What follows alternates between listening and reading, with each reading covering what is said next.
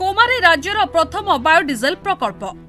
घंच अरण्य खत खाउची प्रकल्पर जंत्रांश प्रकल्प पुनरुद्धार हेले दूर हेब विद्युत समस्या 2005 मसीहा एमिति एक समय जेतेबेले अनेक गां विद्युत कण जाली नथिला से समय केन्दुझर बड़कमांडार गांव में गढ़ी उठिथिला ओडिशार प्रथम बायोडिजेल प्रकल्प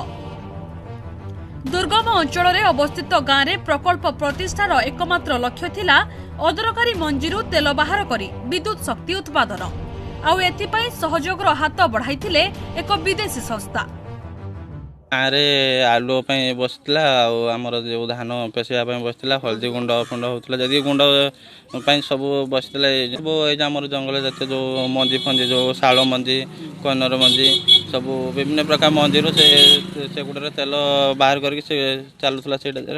संस्था घरटा हला आगो तापर हल्दी मेसीन आउ से तेल मेसीन या गुड़ा आसला सभी गुड़ाक चालू हेलानी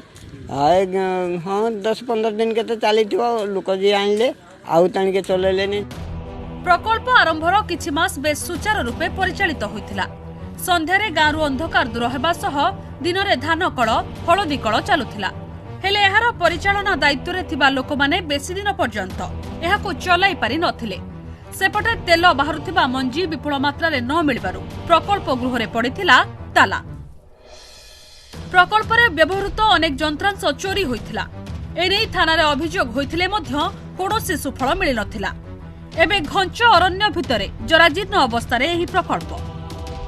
कुछि माने जंगल निपट मफसल एरिया ए एरिया रे माने हिंसर जंतु हाथी फातीर उपद्रव भी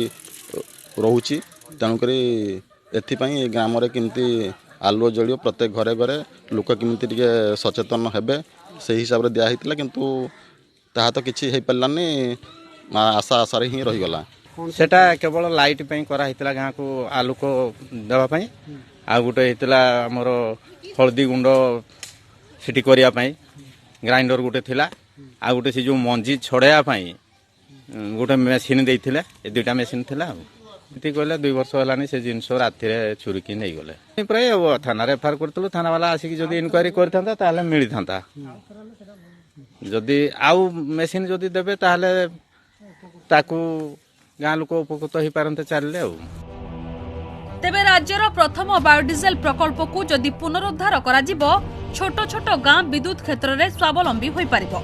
एथि सहित अनेक समय देखा देउथिबा नियंटिया विद्युतर मध्य समाधान हो पारता